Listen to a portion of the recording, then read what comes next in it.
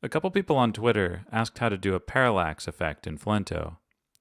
Now, Flinto doesn't allow you to scroll and have the scroll position affect the movement of layers. But you don't have to let that stop you from doing a parallax scroll effect. You can simulate it using swipe gestures. And this is really effective, and it's just as useful in helping you to see how this effect is going to look, nailing the details, and sharing it with somebody. And it's really fast, so you don't have anything to lose by trying this. And I've got these two screens set up here, and it's got an overlay which lets the photo show through, and they both have that same thing, and it's the same layer on both, just one is slid up.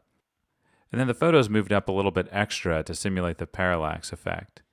So I'm going to click the Draw Link button and create a link from this screen over to the other one. And this will be a swipe up transition, and I'm going to create a new transition for this. First thing I'm going to do is move this layer on top of the other one. Anytime you have a transition that looks like it takes place within one screen, you're going to want to align the screens together like that. Now I'm going to connect the layers. So I'm going to connect these two overlay layers.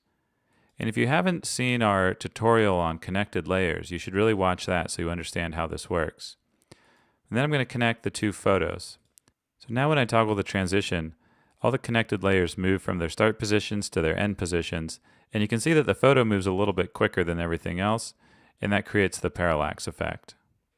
Okay, now I just need to create a link on this screen, and it's going to link back to the other screen using a down swipe. And I'm going to press the B shortcut to actually turn this into a backlink since it's just going back to the previous screen. Now let's open up the preview and I can take a look at this. If I swipe up, you can see the parallax happening there with the photo, and then I can swipe back the other way. So it's a really quick way to try this out and get a sense of how this parallax effect is going to work. I can try adjusting the photo to make it move at a different rate, and I could add in other effects really easily, potentially change the easing. Maybe I want that photo to bounce during this effect. Let's see how that would look.